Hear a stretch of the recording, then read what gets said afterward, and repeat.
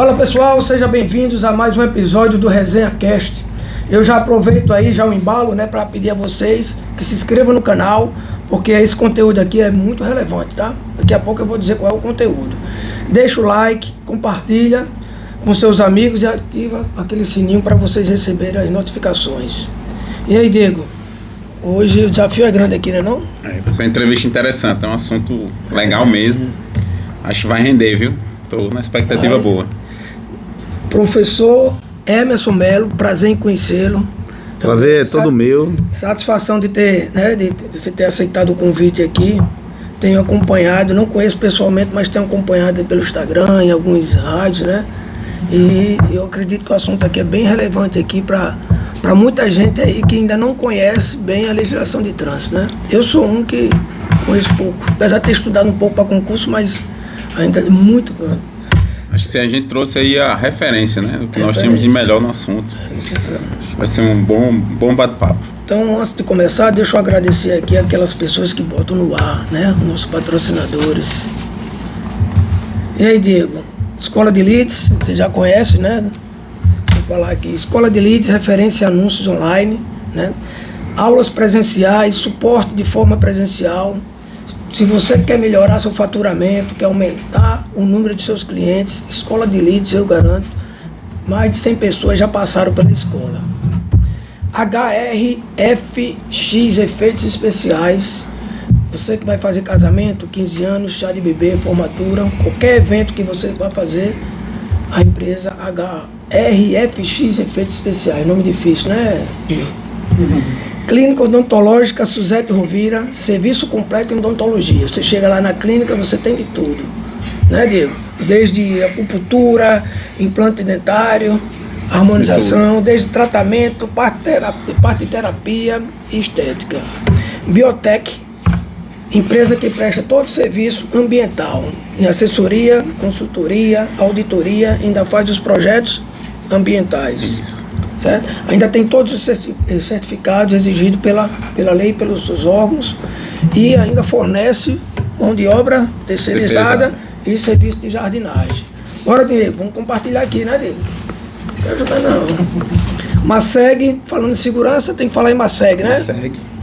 Serviço privado, patrimonial, condominial, portaria presencial, virtual, monitoramento em 24 horas, serviço de limpeza, colocação de instalação, tudo isso aí a Maceg faz, e eu indico para vocês que querem uma empresa de serviço de segurança. E por último, mãos de anjo, né? Quando você pensar em fazer o quê? Bolos, festa, pensa em quem? Mãos de anjo. Mãos de anjo. Bolos, doces, gourmets, cupcakes, tortas, tudo que você precisar para confraternização, eventos e festa de 15 anos. Pronto, meu amigo, vamos lá. Vamos falar um pouco de legislação com o homem forte do trânsito. Né, Diego? Professor, posso chamar de professor, né? Pode Professor, sim. Professor Emerson Melo, é isso? É, isso. Pronto. Sua formação, pode falar, sua formação, desculpa. Eu sou professor de legislação de trânsito, né? Eu dou aula no IAP Curso, que é o maior cursinho preparatório para concursos aqui de Natal, na verdade aqui do estado, né? Também já dei aula na Conveste, lá em Mossoró. Fui também professor do maior cursinho online do país, principalmente o pessoal da área jurídica vai reconhecer que é o SERES, que é lá em Pernambuco, Recife. Na verdade tem várias unidades no Brasil inteiro, né? São Paulo, Rio Grande do Sul. Eu gravava aula lá em Recife, na unidade de Recife. Então a gente participou aí de 2009 a 2016 do maior cursinho online do país. Além de outros cursinhos, como em João Pessoa, no Everest, o curso IMPA lá em Salvador, né? Então a gente já rodou um bocado. Eu tenho, por exemplo, alguns vídeos, né, no YouTube com mais de 130 mil visualizações. Para minha área é muita visualização, né, no canal do IAP Cursos. Então a gente já tem um nome, né? Por exemplo, eu trabalho hoje com defesa e recurso de multa. Eu tenho clientes no Acre, em Salvador, São Paulo, Rio. Então a gente tem contatos aí no Brasil afora, né? E também participamos do programa na Rádio 98 FM, no programa de Miguel Weber, né? Todo dia pela manhã, entre 7 e 8 da manhã, com dicas de trânsito. Ele me chama muito lá de professor Emerson, né? É verdade. Então a gente já tem um certo know-how. Além de algumas entrevistas, né? Todas as redes de TV aqui de Natal nos convidam para participar de entrevistas, de matérias. Então a gente participa o tempo todo, né? Nas redes sociais, na mídia. Então a gente tem uma participação agora recente no blog do BG, então... Isso, eu vi também. Mas deixa eu entender, sua formação em Direito? Minha formação em Direito, mas eu não cheguei a concluir o curso.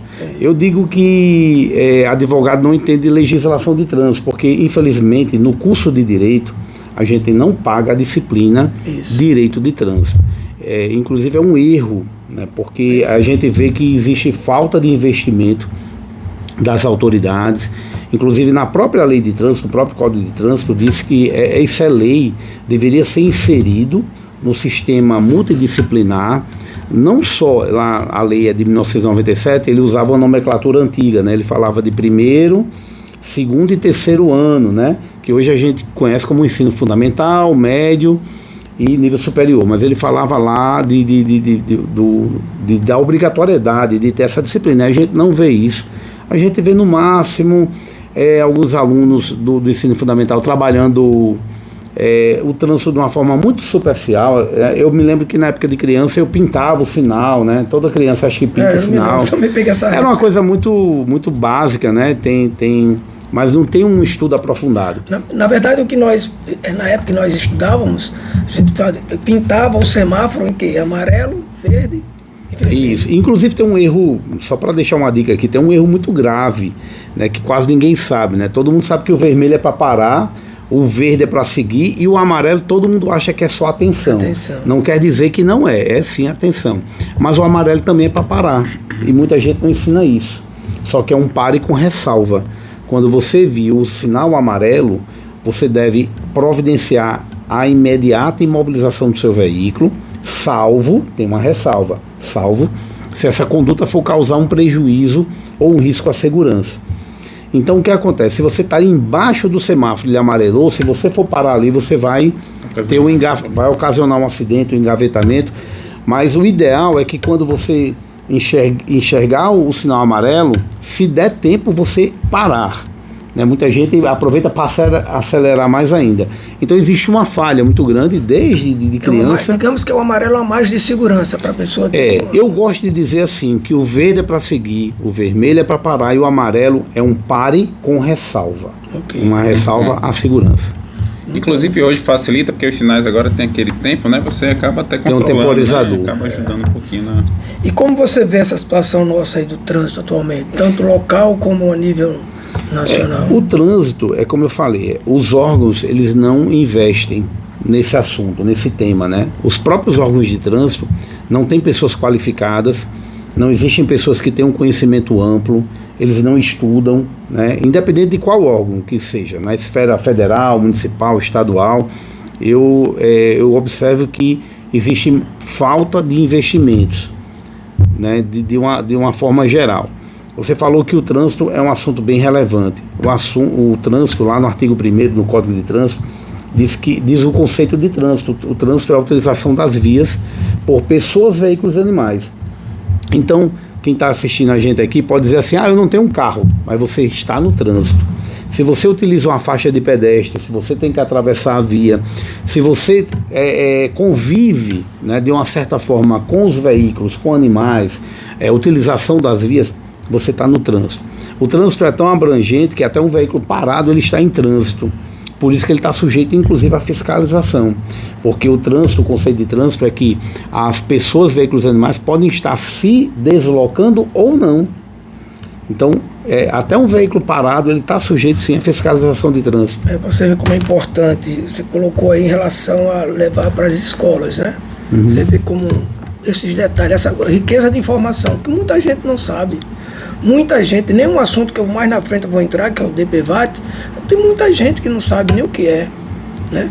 E mais na frente eu vou entrar nesse assunto aqui, né? Senão atrapalha. Você aqui. falou dos órgãos reguladores, professor, se o senhor puder dar uma explanada rapidamente, porque nós temos a nível federal, estadual, municipal, é isso? Isso, nós temos os conselhos, na verdade nós temos os órgãos normativos, só existem praticamente 2.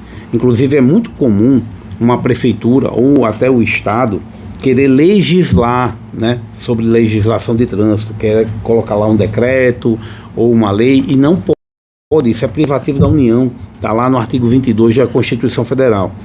Então, para isso existem órgãos normativos. Ou a legislação de trânsito, ela é lei, ela é instituída por lei federal, tá, somente federal, ou pelos órgãos normativos. Aí nós temos 2 órgãos normativos. Nós temos um da União, que é o mais conhecido, que é o CONTRAN, Conselho Nacional de Trânsito, é o que baixa as famosas resoluções, e toda semana praticamente é uma resolução nova. Esse é um dos desafios que nós temos, de nos mantermos atualizados, né, estudando. Nós temos, por exemplo, vamos falar daqui a pouquinho sobre a resolução da película, né? Isso. Então a resolução 989, que é a resolução inclusive mais recente, tá? Isso. Nós temos aí, desde a resolução número 1, a última agora que saiu no finalzinho de dezembro, a 989, que é a da película. Vamos falar daqui a pouquinho. Você postou hoje no Instagram, eu vi isso, hoje, exatamente. Eu estava vendo outra coisa quando ele mandou. Então o que acontece? Nós vemos aí que existem 2 formas de você ter uma norma. Ou você tem por lei ou por uma resolução do CONTRAN. O CETRAN, que é o Conselho Estadual de Trânsito também, que é um órgão normativo, ele até pode legislar, mas só vale dentro do próprio estado. Cada estado tem o seu CETRAN. O CETRAN do Rio Grande do Norte pode baixar alguma portaria que vale dentro do Rio Grande do Norte apenas. O CETRAN de Pernambuco, no respectivo estado, e por aí sucessivamente. Mas a gente praticamente, a legislação ela se concentra basicamente ou em lei federal ou em resolução do CONTRAN. Você não acha que tem muita coisa, não? Muito nomenclatura aí para... Tem muita coisa, é um mundo legislação de trânsito. Não só, né? não. É por isso que o que eu dou aula para concurso, eu faço uma apostila minha. Eu unifico tudo, porque imagine um aluno ter que procurar no Código de Trânsito, às vezes ele está estudando o Código de Trânsito que já está desatualizado por uma resolução. Como a resolução não é lei, como ela não passa pelo Congresso em 2 turnos, né, não vai para o Senado, não tem aquele trâmite do regimento interno do Congresso Nacional, a resolução tem força de lei, mas não pode alterar a letra de lei. Então você, às vezes, nem tudo que você vai ler no Código de Trânsito, na lei seca, ela pode desprezar uma norma que é a regulamentação da própria lei, são as resoluções do CONTRAN. Então é muito difícil você estudar de forma atualizada.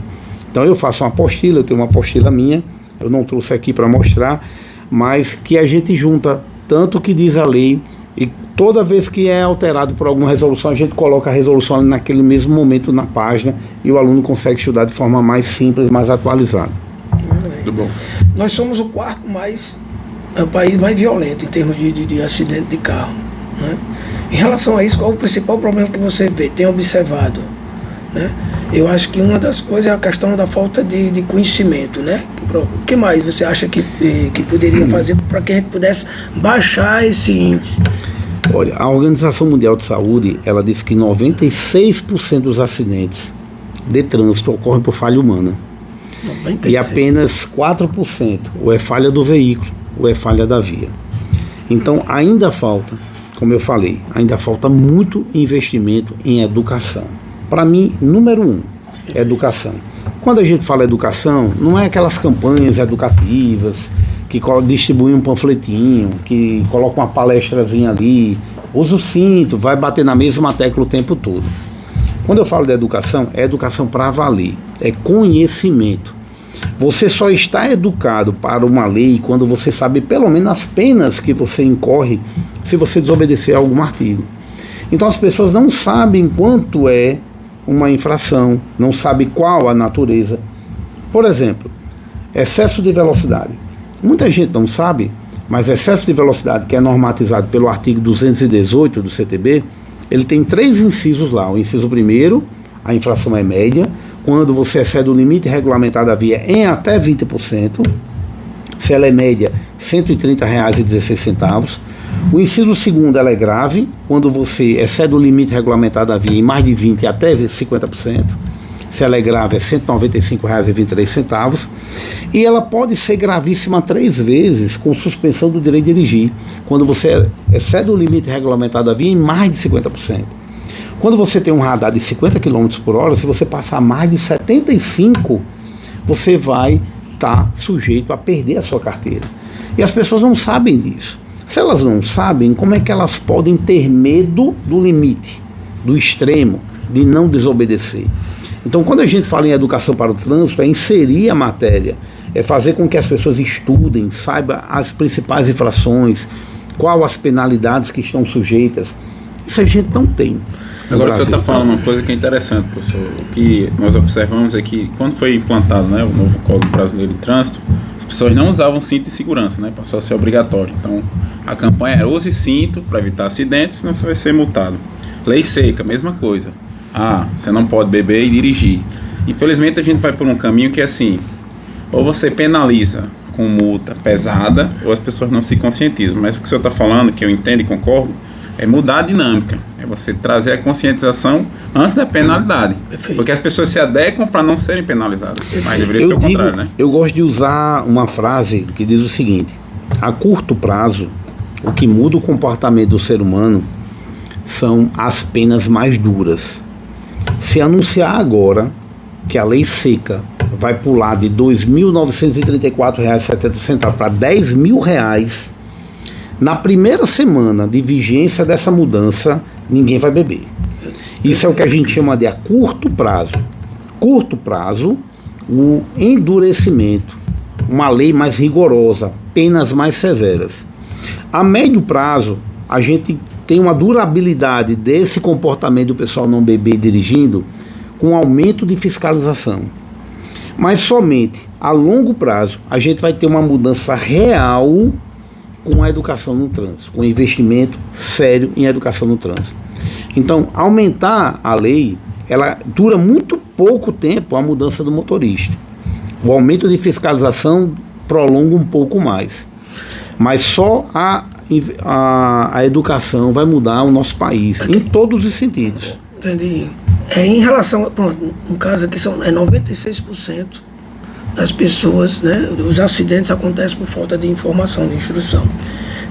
Lá fora, na Europa, na América do Norte, existe mais essa conscientização ou é porque as estradas são bem sinalizadas, são bem feitas? Varia de país para país, mas na maioria dos casos a gente vê uma redução de acidente bem mais acentuada do que aqui no Brasil, né? Porque comparando... Perdão. Pode falar. Na França existe um respeito severo. A faixa é 100, ninguém sai de 100. 100, 120, 80 e todo mundo obedece. Mas já existe países da Europa, salvo engano, que já não tem esse respeito todo. Mas eles se beneficiam da estrutura. Né? Eu vou dizer dar um exemplo para você bem curioso sobre os Estados Unidos. Os Estados Unidos é um país um pouco parecido com o nosso. Lógico que eles têm 2 ou 3 vezes o volume de veículos em relação ao nosso. Mas se você chegar e for nas ruas dos Estados Unidos, você não vai ver ninguém jogando lixo na rua, muito menos atirando uma lata, né, de refrigerante ou de cerveja do carro numa via pública. Mas se você for no cinema dos Estados Unidos, o cinema dos Estados Unidos é pior do que o cinema do Brasil. Por quê? Qual é a diferença? Qual é a diferença das pessoas não sujarem uma via pública nos Estados Unidos e sujarem o cinema de lá? Se é o mesmo cidadão, se são as mesmas leis. Porque não existe penalização nenhuma para quem suja cinema. E lá a pena é muito dura para quem suja as ruas. Então nós temos uma mudança de comportamento muito em função do meio que você vive. Se as leis permitem você fazer o que você quiser, se você vai matar alguém aqui no trânsito, você vai pagar uma cesta básica, se você vai fazer uma transação penal, que é só você assinar, ou uma outra pena restritiva de direito muito menor do que uma pena restritiva de liberdade, você acaba maneirando aí no cumprimento das leis e aí muda seu comportamento. Ou seja, educação. E junto com a educação, fiscalização também. Sobre radares, eu tenho observado, você também já deve ter visto, né? Obviamente, 50, mas na frente com questão de metros 60. Assim, isso aí é permitido, está dentro, ou a sinalização está sendo bem feita, porque eu sei, no pouco que eu entendo, que, por exemplo, uma lombada tem que ter uma placa com uma certa distância.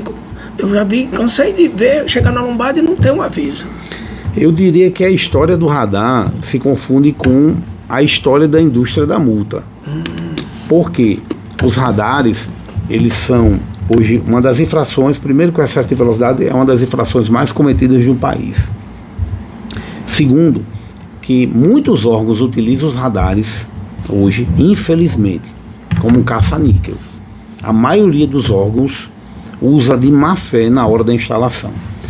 Visando isso, quando em 2020 o CONTRAN editou uma resolução de velocidade chamada Resolução 798/2020, que ela entrou em vigor, inclusive, ela é, se eu não me engano, de maio, entrou em vigor a partir do dia 1º de novembro de 2020. E ela entrou exatamente para tentar coibir isso dos próprios órgãos. O CONTRAN, preocupado com a indústria da multa, disse que o radar é o princípio básico da instalação do radar.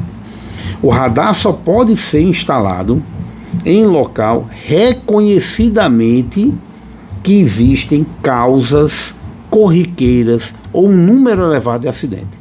Então, primeiro princípio do radar: o radar só pode ser instalado em locais de acidente. Agora vamos fazer o seguinte: vamos pensar aqui em 3 ou 4 radares que a gente passa quase todo dia. Posso citar um? Eu passo direto lá. O radar da Roberto Freire, próximo ali chegando ao Praia Shopping. Pronto, esse radar da Engenheiro Roberto Freire ali ao lado do Praia Shopping, aqui em Natal. Ali. Exatamente. Então vamos ver a quantidade de acidente, a quantidade de vítimas que tinha lá.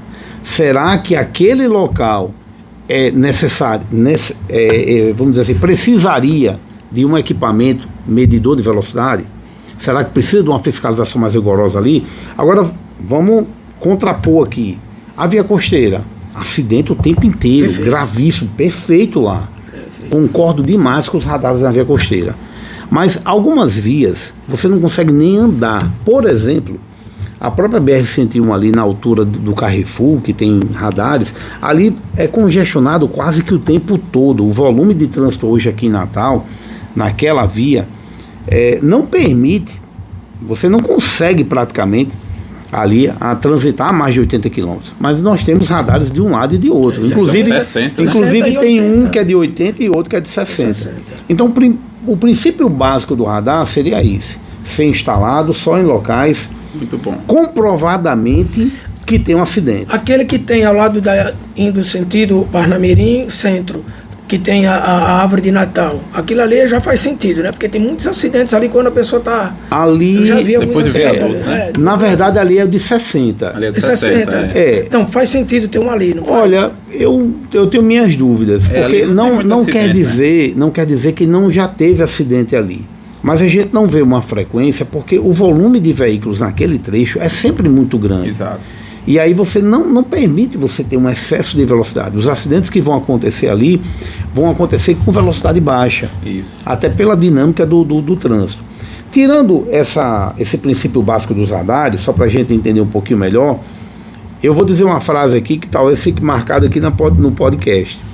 Mas 90% dos radares, seja de qualquer órgão que for, né, de qualquer esfera, 90% dos radares, eles estão irregulares.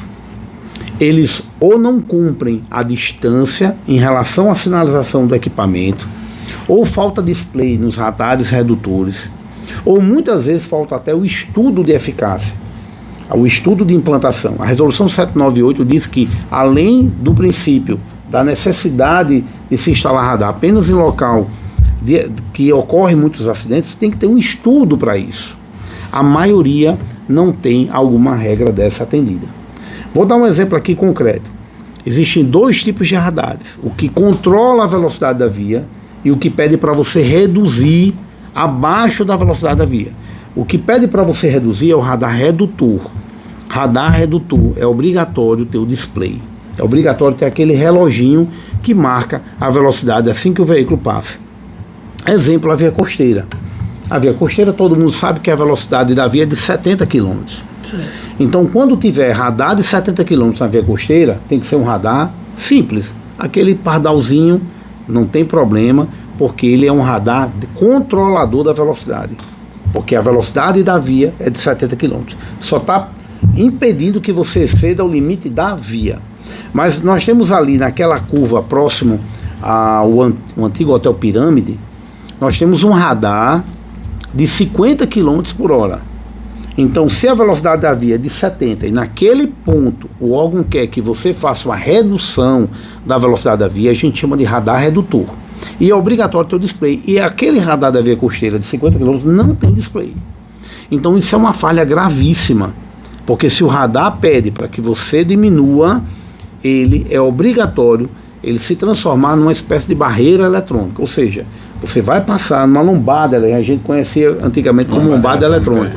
Você tem que passar e ele tem que mostrar a velocidade da via. Outro erro muito comum nos radares é não ter a placa no próprio equipamento. Às vezes você tem a placa antecedendo o equipamento, o radar, mas quando chega o radar você não tem placa nenhuma.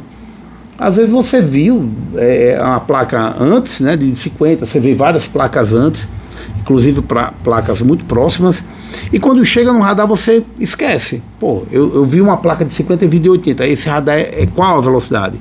Para evitar isso, a resolução 798 diz que é obrigatório ter uma placa junto ao equipamento. Ela é bem clara, e falta essas placas. Ou seja, se você for multado no radar que não tiver a placa, eu posso recorrer daquela. Pode recorrer. Então é por isso que hoje as pessoas não querem levar isso para um colégio, né? Para a escola, porque as pessoas vão estudar. Envolve a indústria aí, porque ele está falando da indústria, né? Do interesse. Olha, o pior, para mim, as pessoas perguntam assim, existe indústria da multa? Existe sim.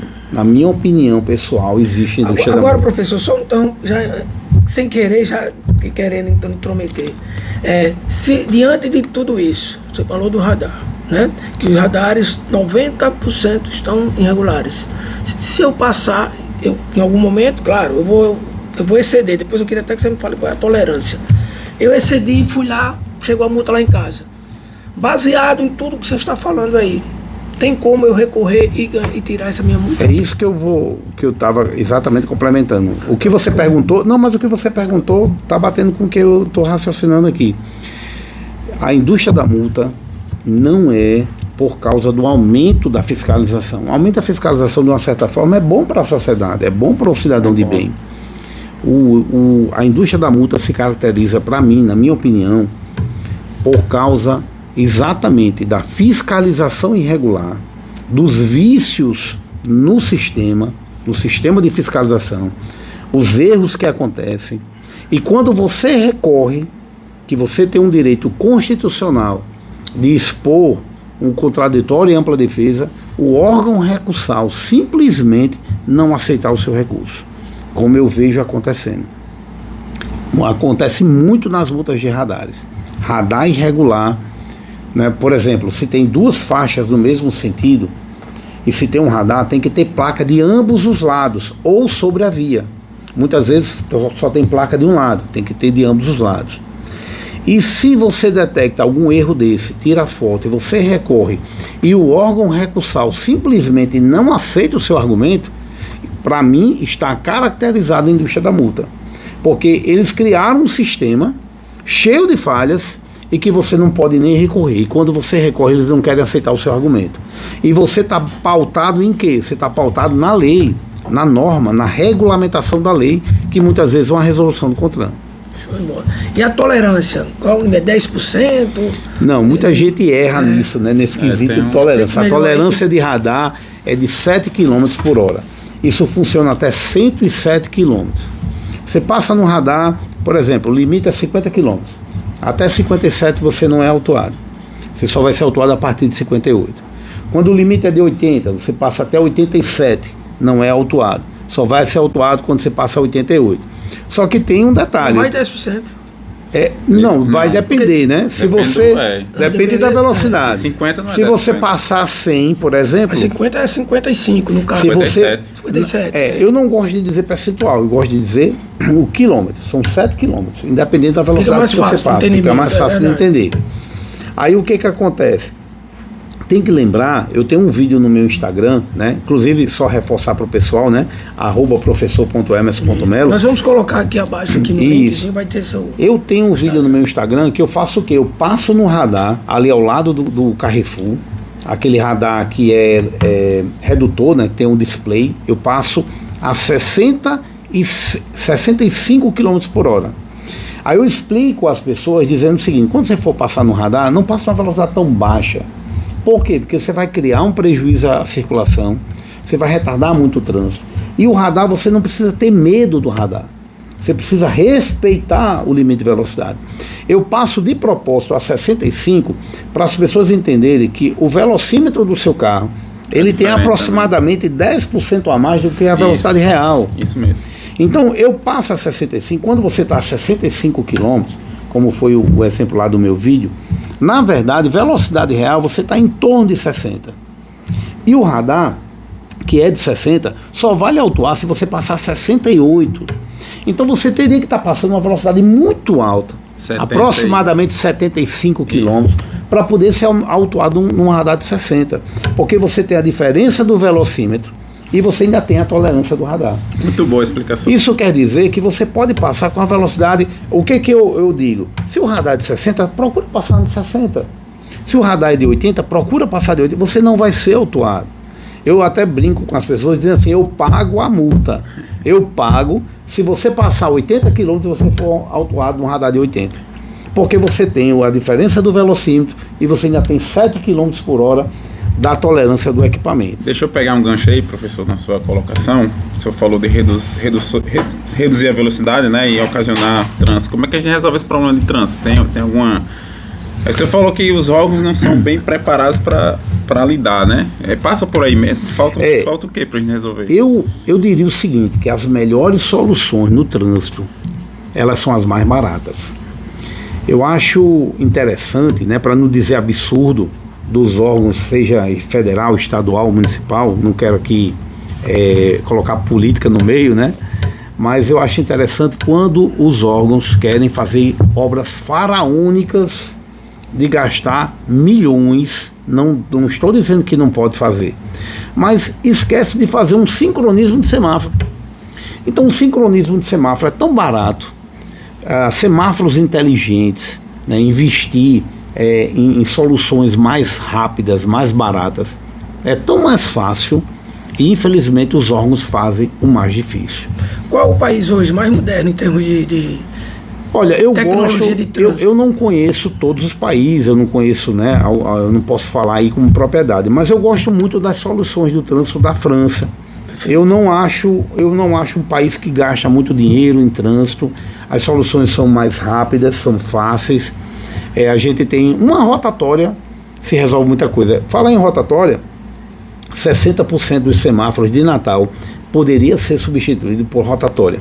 Rotatória, ela é melhor do que o semáforo quando você tem uma das vias, né, você tem um dos sentidos, você tem, vou colocar aqui um X, tá?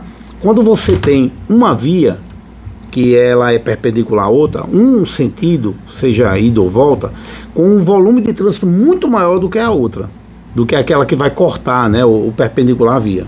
Quando você tem o volume muito parecido, você coloca semáforo, mas quando você tem aqui 80% do trânsito nesse cruzamento é apenas de uma perpendicular, é muito melhor você colocar rotatória.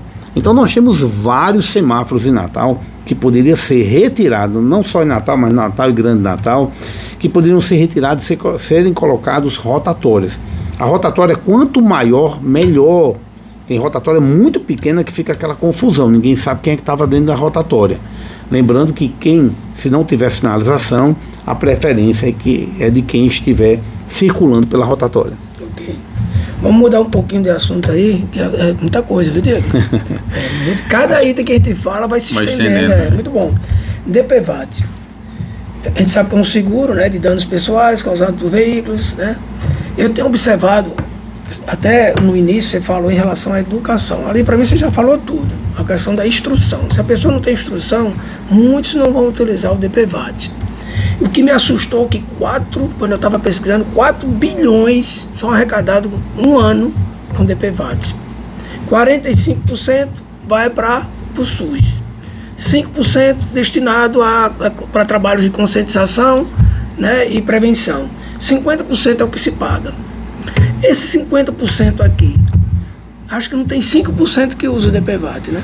Pela falta de conhecimento. Vou dar um exemplo para o pessoal que está em casa entender um pouquinho melhor, né? Teve um aluno meu que sofreu um acidente e me perguntou, fez um orçamento da moto dele, olha, deu R$900 o meu acidente, eu tenho direito ao seguro DPVAT? Não, porque o DPVAT significa danos pessoais, não é danos materiais, danos pessoais causados por veículos em vias terrestres. Ou seja, o DPVAT só é pago para as despesas médicas ou indenizações por morte ou invalidez. Professor, deixar bem claro. E o licenciamento, se não tiver pago, ele já perde o direito? Não. O veículo pode estar atrasado, pode não ter pago a taxa do DPVAT, inclusive atualmente a gente não tem mais essa taxa, já faz alguns anos que não estão sendo cobrados, mas não precisa estar em dia o veículo. É outro mito também que as pessoas acham que só vai ter direito se tiver o veículo em dia. Não, essa taxa ela cobre danos pessoais causados por veículos automotores em vias terrestres, independente do tipo de veículo. Só não pode, por exemplo, um acidente, um atropelamento de um ciclista, o ciclista atropela o pedestre, aí não tem seguro DPVAT, porque nesse caso aí não tinha um veículo automotor. A bicicleta é um veículo, mas é um veículo não motorizado, é um veículo a propulsão humana. Então só lembrando isso. Segundo, quer dar entrada no DPVAT, tem que pegar notas fiscais, tudo comprovado oficialmente. Tem gente que acha que eu fui socorrido pela SAMU. SAMU é gratuito, é público, não tem direito. Fui atendido lá no Clóvis Sarinho ou no Valfredo Gugel, público, também não tem direito. Agora, saiu do Clóvis Sarinho, saiu lá do Valfredo Gugel, foi fazer uma ressonância numa clínica particular, aí sim, pega a nota fiscal. E o trâmite para dar entrada, professor? Gratuito em qualquer agência dos Correios. É rápido, recebe aí, eles vão analisar, eles vão fazer toda uma análise, um estudo, julgar o que você realmente comprovou. Porque vai que alguém levou um tombo em casa, né, uma queda, e se machucou, aí dias depois teve um acidente, e disse que aquela causa daquele ferimento foi em virtude do acidente. Eles vão estudar um pouco, saber de que tudo que você está falando se realmente é verdade. Em caso de invalidez? O invalidez eles pagam, é uma coisa foi bem polêmico, porque eles pagam, meio que eles lotearam o corpo humano, né? Se você perder um dedo é um valor, se você perder uma perna é outro. Comercializou. Para você receber os R$13.000, que inclusive está super defasado esse valor, muita gente entra na justiça para receber atualizado e ganha, porque já faz muitos anos que está R$13.000, que é o valor máximo por morte e o máximo por invalidez. Mas se você perder uma mão, por exemplo, você vai receber R$2.000. Se você, para poder receber os R$13.000 por invalidez, você quase tem que perder os 2 braços e as 2 pernas. Então é um absurdo essa lei do DPVAT, né? Principalmente o prêmio. Mas muitas pessoas entram na justiça e ganham o valor corrigido, o valor atualizado. Agora, minha curiosidade é que essa diferença de 50% fica lá parado e vai para onde esse dinheiro? As pessoas desinformadas não usam. Quem administra o DPVAT é uma seguradora. Todo ano eles elegem uma seguradora para exatamente administrar esse valor, esse montante. Muito dinheiro, muito dinheiro. E em relação ao acidente fora do estado, no caso, em outro país, o DPVAT ele tem validade? Não, todas as regras nacionais só valem dentro do Brasil, né? O Código de Trânsito também só vai valer dentro das vias em todo o território nacional. Bom, eu vou pular o assunto da película, eu vou deixar para mais na frente. Tem alguma coisa, Diego, para montar? Não, pode prosseguir com a sua pauta. Furto em estacionamento privado. Lá no Midway, eu estava esperando meu filho e tinha um segurança anotando a placa de um carro. Aí eu fui perguntar, foi que houve? Carro roubado e tal? Eu disse, não, é que esse carro aqui está mais de 1 ano parado. Aí disse, como assim? Aí mais de 1 ano, aí tem carro aqui que está mais de 8 anos. Tem uma pessoa que ganhou lá um prêmio, levou o carro que ganhou e o carro dele que ele tinha deixou lá até hoje. Tem gente fazendo do último andar loja de carro. Por isso que agora está vindo agora com força, né? Morreu o pai, né? Aí os filhos agora, mas até entendo. Eu até não acho justo R$10, mas são outro assunto que não cabe aqui, né? Mas assim, em relação a isso aí, o meu carro tá lá, tá mais de um ano.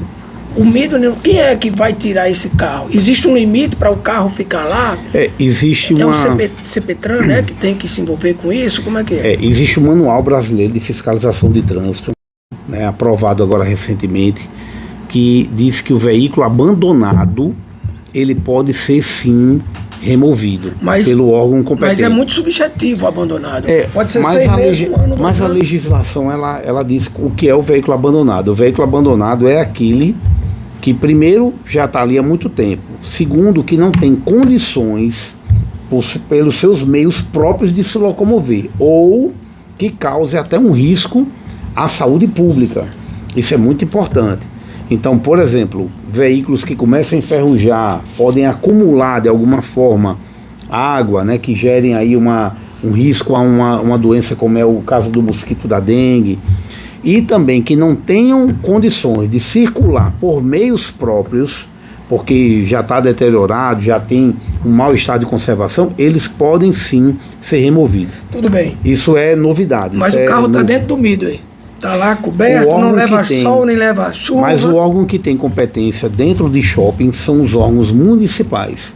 Nesse caso, pode ser sim formalizado pelo Midway ou por qualquer outro shopping a situação daquele veículo, que inclusive pode estar causando um risco à segurança pública, aliás, desculpa, à saúde pública, e ele pode ser sim removido para o pátio do órgão, no caso o órgão competente, que é o órgão municipal. No caso ele vai para o Detran. Ele vai para a STTU. STTU. E ele pode ser leiloado, lembrando que todo veículo removido, né, ele pode ser leiloado a partir de 60 dias não reclamado pelo seu proprietário. Muito bom saber disso aí. Muito bom. Foi uma das causas, que na verdade eles já queriam, né? Mas eu acho que depois que eu vi essa, eu vi que faz sentido. A legislação de trânsito, ela é um pouco complexa, é um pouco extensa, mas ela tem solução para quase tudo. O grande problema é o desconhecimento. Desconhecimento, falta de investimento e, infelizmente, a falta de qualificação das pessoas. Já pegando esse gancho, nós temos observado que muita gente, quando você chega no estabelecimento, tem a placa exclusiva para clientes, né? Isso é permitido, a pessoa pode colocar a placa lá, vamos supor, eu cheguei com o meu carro lá, a pessoa tira o carro. Qual é o meu direito que eu tenho ali? Se eu chegar assim, eu não vou tirar, e aí? O que pode ir? As pessoas acham que a calçada faz parte da sua propriedade privada, né? A calçada é pública e só existem 9 vagas regulamentadas, são vagas reservadas. Não existe, né? Tem gente que fica abismado com o que eu vou dizer agora, mas não existe vaga reservada para juiz, nem para reitor de universidade, nem para diretor de CAERN, de COSERN, de qualquer outro órgão. Existe sim, há viaturas policiais. São 9 vagas reservadas. Nós temos algumas delas, né? Idoso, pessoas com deficiência física ou problemas de locomoção. Inclusive um erro muito comum que eu vejo são placas para grávidas. Não existe placa de grávida, não existe aquele símbolo daquela mulher grávida, aquilo ali não existe, não é regulamentado pela resolução do CONTRAN sobre sinalização. O que existe, a mulher grávida, ela vai utilizar sim uma vaga reservada, mas para pessoas com deficiência, porque é pessoas com deficiência e problemas de locomoção. Entra aí as mulheres grávidas. Elas têm direito sim a um certificado, a uma credencial, e logicamente válida no máximo até 9 meses. Inclusive uma novidade da Senatran, Secretaria Nacional de Trânsito, não para pessoas com deficiência, porque precisa de laudo, é uma coisa mais complexa, mas para idosos, 60 anos ou mais, hoje está gratuito e de forma super rápida pelo site. O site é da Senatran, você vai lá, procura, você que tem 60 anos ou mais, você já sai com sua credencial, manda plastificar, não precisa mais nem ir a órgão de trânsito. E você tem direito à vaga reservada. Então você tem vaga para viaturas policiais, ambulâncias, curta duração é obrigatório ligar o pisca-alerta, é de até 30 minutos, é muito utilizado em farmácia, né? Por exemplo, estacionamento até 5 minutos, até 10, pode ser até 30. E vai, nesse caso, curta duração, tem que ligar o pisca-alerta. Professor, eu chego no estacionamento desse, lá e tá lá, exclusivo para clientes em compra. Se eu quiser, eu deixo o carro lá e a pessoa diz, vou chamar um reboque, vou chamar a polícia. Não pode fazer nada, não há regulamentação de vaga própria. Inclusive, não se pode. É uma prática muito comum, por exemplo, no centro do Alecrim, no centro da cidade. Os franelinhas ficam fazendo reservas de vaga. Coloca lá uma cadeira, coloca cones. Isso é passível de multas. Ninguém pode colocar nenhum tipo de obstáculo sem autorização. Mas essa multa, no caso, vai para o estabelecimento. Vai para o estabelecimento. Entendi. Existe multa. Mas funciona isso?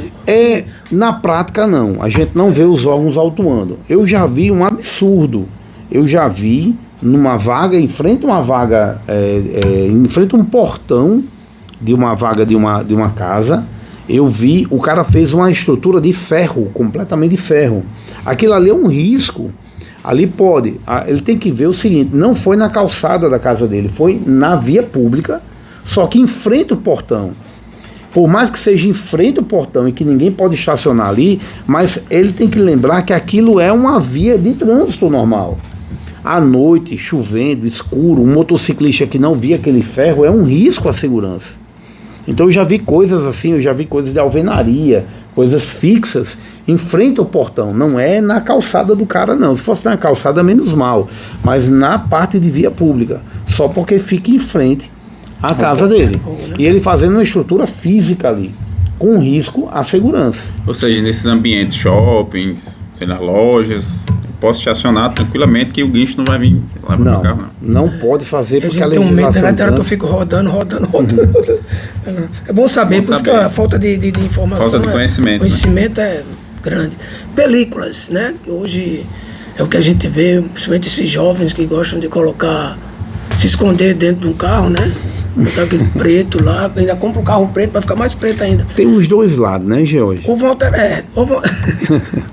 alteração agora, né? Como é que a gente diz? Na verdade, artigo, resolução. Né? Resolução, né? A resolução 960, ela é do início de 2022. Foi o que ela fez. Ela começou a permitir a película no para-brisa dianteiro. Falar em permitir, na verdade, nunca foi proibido película.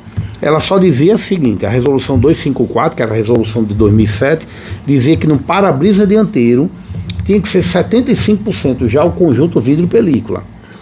Só que o que é que acontece? Se o seu carro já vem nacional, o carro nacional já vem com o para-brisa com 75% de transparência, lembrando aqui para quem está assistindo a gente, vamos colocar uma escala aqui, 100% seria um vidro, vamos supor que tivesse um vidro aqui na frente da gente aqui, perfeito, que você nem enxergasse que fosse vidro. Quanto mais próximo de 100%, o vidro é perfeito, a transparência é máxima. Quanto mais próximo do zero, a película vai ficando mais escura. Porque tem gente que não sabe esse percentual, o que é que significa. Então, para-brisa dianteiro, o vidro, que a gente acha que é 100% ou não é, ele já vem de fábrica com 75%, ou seja, ele já é escurinho, né? Você vê que tem um vidro ali. E o que a resolução 960 fez? No início de 2022, reduziu o índice de transparência de 75% para 70%. Quando era 75%, se você colocasse uma película no para-brisa dianteiro, muito provavelmente ia baixar. E é proibido, era proibido. Eles baixaram de 75% para 70%. Ou seja, agora oficialmente você pode jogar uma película no para-brisa dianteiro. Se o seu veículo for nacional, não vai ter problema nenhum. É o equivalente, 70% é o equivalente a número 2. Você pode jogar lá a película número 2 do para-brisa dianteiro. É o mesmo índice, para-brisa dianteiro de 70%, película número 2 dos laterais dianteiros. É o mesmo. Esses vidros, laterais dianteiros e o para-brisa dianteiro, eles são chamados pela resolução de indispensáveis à dirigibilidade. Por isso que eles são tão importantes e você não pode colocar nenhum adesivo, nenhuma inscrição, nem aquele nome que tem na maioria dos veículos de imprensa. Reportagem não poderia, tá? Muita gente não sabe disso. Você não pode colocar nada nesses 3 vidros, laterais dianteiros e no para-brisa dianteiro. O que foi que a resolução 985 fez agora? Ela é do finalzinho de dezembro e entrou em vigor a partir do dia 2 de janeiro desse ano. A 985, ela alterou a 960 E não mexeu no para-brisa, ela só mexeu nos vidros laterais traseiros até o para-brisa traseiro. Ela deixou aberto. Ela disse, você pode colocar qualquer película que seja inferior a 70%. Qualquer uma. Eu posso colocar blackout? Pode colocar blackout. Então essa é a grande mudança. Aí a gente falou aqui, se é correto, se não é. Lá nos Estados Unidos, você pode fazer o que você quiser com o seu veículo. Lá você pode botar xenon, você pode botar LED, você pode levantar a suspensão, aumentar. Inclusive tem aqueles carros que ficam pulando lá. Lá é carro tunado. Você falou em xenon, então a questão dos faróis, né? Os faróis aqui hoje... parece que só pode mudar de acordo com a originalidade do veículo, né? Isso. O melhor farol do mundo. Sim, só para terminar um pouquinho da película. Só para você pegar esse gancho. Só para terminar, além dos índices que a gente falou aqui, tem que lembrar que a película, mesmo com índice permitido, tem que ter aquele carimbo, a chancela, né, a marca do instalador, pelo lado de fora de forma visível. Tem que lembrar disso. Tem muita gente que bota uma película até adequada, mas simplesmente não bota o carimbo. Está sujeito a multa. E lembrando também, é proibido a película refletiva. Tem gente que bota duas. Se colocar duas, vai ficar refletivo. Então o ideal é que coloque uma escura, mas coloque só uma. Porque se colocar duas, acaba dando refletividade e isso é proibido. Em relação a... É muita coisa, né? Pode dar continuidade. A gente estava falando depois da película. Porque o farol, quando você falou em relação... Sim, do farol. Falou em xenon é aquelas luzes... O melhor farol do mundo é o farol LED. É inadmissível que no Brasil não se permita alterar as lâmpadas de filamento, até o xenon. O xenon é forte demais. É um farol que causa, mesmo original, até 6.000 de temperatura de cor, que é o farol, o xenon aprovado, ele causa um certo ofuscamento, um certo desconforto para quem vem no sentido contrário. O de LED não. O de LED, ele é fria, lâmpada fria, o xenon é quente, aquece demais o vidro. Só falta derreter o plástico. Isso com passar do tempo. Um problema elétrico, né? Para você ter uma ideia, a nossa lâmpada de filamento aqui no Brasil, ela tem 60 watts de potência, autorizado pelo CONTRAN. Você sabe quanto é a de LED? 30 watts. Ela, com a metade da potência, ela clareia muito mais. É a melhor lâmpada do mundo. Ela é barata, ela clareia, ela é difícil de dar manutenção. Como elas são vários pontinhos, se queimar 1 ou 2, 3, você praticamente não percebe. É muito difícil você ficar sem farol. E é a melhor tecnologia hoje para farol. Infelizmente, no Brasil, tem uma resolução de 2017, resolução 667 do CONTRAN, que proíbe totalmente a mudança de tecnologia e a mudança de potência. Só aceita as lâmpadas que saem originalmente de fábrica. Tem que ser a mesma tecnologia e a mesma potência que o Denatran já aprova nos projetos dos veículos fabricados aqui ou aqueles importados. Eu acho um erro, porque o LED é a melhor lâmpada que nós temos hoje no mundo. Deveria ser autorizado, pelo menos, a mudança para as lâmpadas de LED. Porque as pessoas iriam ter muito mais segurança ao viajar e, além de segurança, conforto, não iria causar aquele ofuscamento que a gente tinha aí pelos faróis xenon. Muito bom. Muito bom mesmo. Uma aula, viu? Uma aula. Valeu, eu estou aprendendo muito aqui, viu? Professor, né? A gente já estamos chegando no final, viu, professor? Aqui quase 1 hora. Mas eu tenho uma pergunta que eu quero deixar para o final para a gente encerrar aqui. Eu já adianto aqui de antemão. Obrigado ali por você ter atendido. Ele atendeu prontamente o convite, eu peguei o contato dele, foi muito rápido, show de bola. Eu até quero futuramente trazer Miguel Weber, quero ver como é que eu faço. Eu quero vir de novo, tá? Vamos dar fazer continuidade mais. a outra parte, porque eu não entrei na parte até da própria BR, né? Que eu queria entrar nessa área um pouco. A gente falou muito na parte que a gente chama urbana, né? Uhum. Mas muito bom mesmo, deu para entender bastante aqui, tirar algumas dúvidas, né? Vale a pena esse podcast para quem está muito desinformado. A última pergunta que eu queria te fazer era sobre a questão de beber e não dirigir. Eu ainda acho que R$2.000 é pouco. Eu fui vítima disso, sofri um acidente Antigamente não era o Midway, era o Guararapes, um bêbado veio e me pegou no meio. 1995, no primeiro dia do ano. Eu morava aqui em Morro Branco. E eu acho que é pouco. É pouco. Muita gente aí, e continua as fiscalizações, e ainda tem gente sendo preso, né, sendo autuado, o carro apreendido por embriaguez. Você não acha que isso aí devia extinguir, acabar? Tá bêbado, não dirige mais. Se eu não me engano, os Estados Unidos você fica um tempo sem dirigir. O que é que eu observo? Essa semana eu fiz uma reportagem para uma das TVs aqui em Natal, exatamente falando sobre um homem que tinha sido pego, flagrado na Blitz da Lei Seca 3 vezes num curto período de tempo, em torno de 6 meses. Né? Em 6 meses ele foi flagrado 3 vezes. 2 delas ele recusou e uma ele soprou, inclusive deu prisão em flagrante. O índice que ele soprou deu prisão em flagrante e vai responder aí não só aos processos administrativos, como também a um processo criminal. O que eu vejo? Eu vejo que tem pessoas que são doentes, pessoas que não conseguem parar de beber. Infelizmente, se ela... lembrando que no Brasil não é proibido beber. Proibido é beber e dirigir. Então, se ela não consegue, de forma nenhuma, parar de beber e continuar utilizando o seu veículo, é uma pessoa que não pode, ao meu ver, não pode ter veículo. Eu acho que deveria existir um cadastro de pessoas que, em caso de reincidência, pelo menos em caso de reincidência, a pessoa fosse proibida de dirigir. Inclusive, ela fosse proibida de dirigir, proibida de comprar veículo.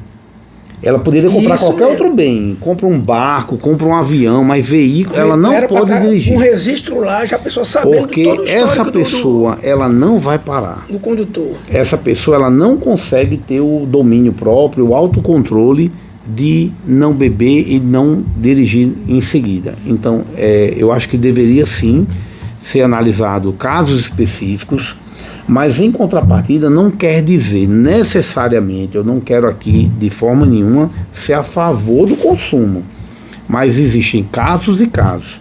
Eu acho que 90% das pessoas que eu conheço que foram flagradas na lei seca nunca mais beberam e dirigiram. Eu acho que a maioria, a grande parte da população é uma população de bem, uma população que reconheceu o erro e não dirigiu mais. Então talvez a maior pena não seja para quem foi flagrado a primeira vez, mas sim da segunda vez em diante. Reincidente. A parte de reincidência eu acho que deveria ser bem mais grave. Por isso eu ter sido vítima, é por isso que eu sou exigente nisso aí. Eu acho que era para banir, não dirige mais, acabou-se. Mas enfim, é um detalhe, é um assunto muito polêmico, né? Para ser resolvido. Estamos chegando no final, né, Diego? Chegamos. Uma aula aqui de muito boa. Pessoal, não esquece de se inscrever, deixa o like, aquele comentáriozinho, ó, que é muito bom pra gente fortalecer o nosso canal, e ativa o sininho. Próximo episódio, certo? Trazer coisas diferentes, assim como nós trouxemos hoje aqui um assunto muito bacana, muito relevante sobre legislação de trânsito. Até a próxima. Valeu. Obrigado, professor. Valeu, pessoal. Obrigado aí pela pelo aula, convite. viu? Tá, obrigado. Valeu. Um abraço.